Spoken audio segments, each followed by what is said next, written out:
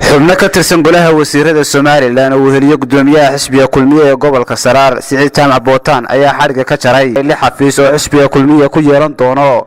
degmada oo ka tirsan gobolka Saraar waxaana munaasabadaha xafiisyadana lagu furayay goobjoog ka ah wasiirka dibadejinta Soomaaliland Cali Siciid Reegal wasiir dowlaha wasaaradda waxbarashada Soomaaliland Maxamed Xaaji Aadan Cilmi barsaab ku-xigeenka gobolka Saraar xildhibaan Axmed Ducaale Bulaale oo ka tirsan golaha wakiilada Soomaaliland maayirka degmada odayaal waxgarad iyo boqolaal ka tirsan taageerayaasha xisbiga kulmiye kuwaas oo ruuxaya calanka xisbiga kulmiye isla markaana sitay sawirro iyo boolal ku xirnaan yahay musharaxa madaxweynaha xisbiga kulmiye Muuse Biixi Cabdi iyo ku-xigeenkiisa Cabdiraxmaan Sayrici waxaana horay munaasabadahaasi ka hadlay maayirka degmada Chief Caaqil Cali Xirsi Axmed Caaqil Odawa Bare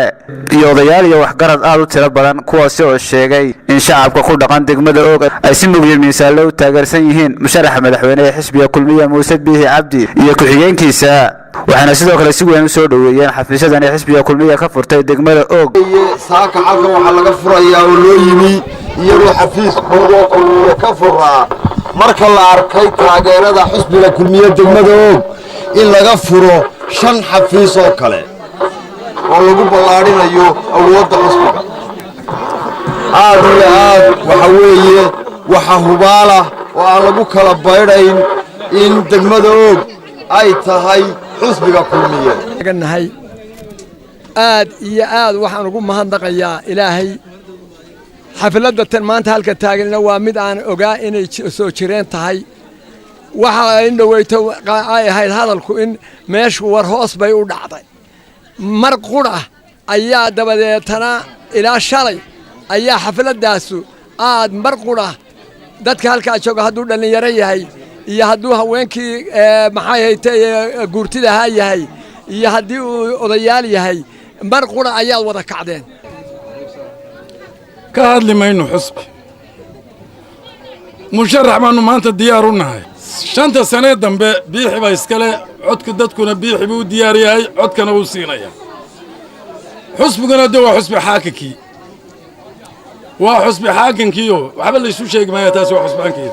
wasiirka dibadejinta Soomaaliland Cali Siciid Reegal wasiir dowlaha waxbarashada Soomaaliland Maxamed Xaaji Aadan Cilmi xildhibaan Axmed Ducaale Bulaale oo kamid ah golaha wakiilada Soomaaliland gudoomiye ku-xigeenka gobolka Saraar iyo gudoomiyaha xisbiga kulmiye ee gobolka Saraar Siciid Jaamac Bootaan oo munaasabadahaasi ka hadlay ayaa sheegay in dadweynaha ku dhaqan degmada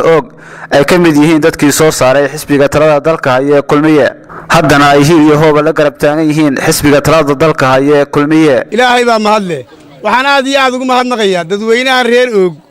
ee maanta halkan soo camiray ee xisbigoodii kulmiye xafiiskoodii ay soo dalbadeen in loo furo barta loogu furayo waxaan ugu bishaaraynayaa dhammaantood miidiyaha oon u farayaa inay ku bishaaraystaan degmadii og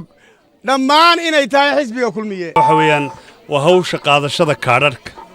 marka ugu horreysa waxaan leeyahay kaadhka wixii aan qaadan qaata marka labaad kaadhadhka qaadateen yay lumin inaad muwaadin tahay oo dhalashadii leedahay buu ku cadaynaya halkan waxaanu ka furaynaa oo aad diyaar u noqonaysaan dadweynuhuna maqlayaa gudoomiyaha xusbiguna maqlayaa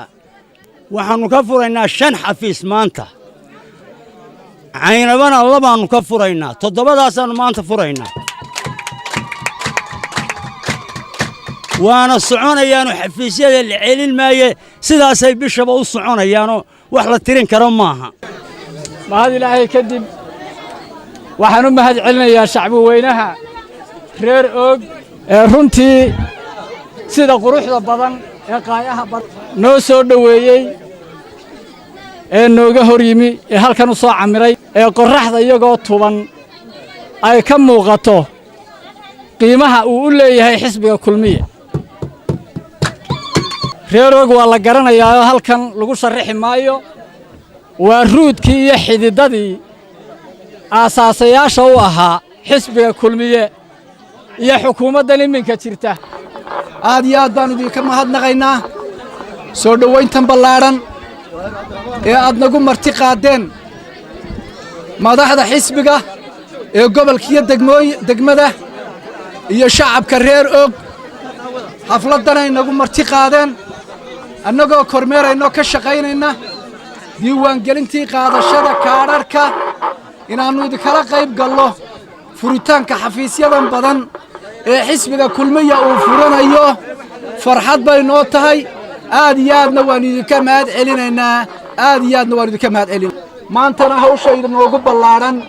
ee aynu ku jirraa waxa weeyaan sidii dadka muwaadiniintaha ay u qaadan lahaayeen kaadharhkoodii tanna waynu ku sii daraynaa waxaan leeyahay reer og sidii horeba loo sheegay waa lafdhabartii xisbiga kulmiye waana lafdhabartii xukuumadda Soomaaliland si kastaba ha ahaatee xisbiga muxaafidka ee kulmiye ayaa muddooyinkii u dambeeyay xafiisyo hor le ka furanayay guud ahaanba gobolka Saraar Salabaan Cilmi Said Salabaan Kiiko fogaan aragga xorta Star TV Aynaba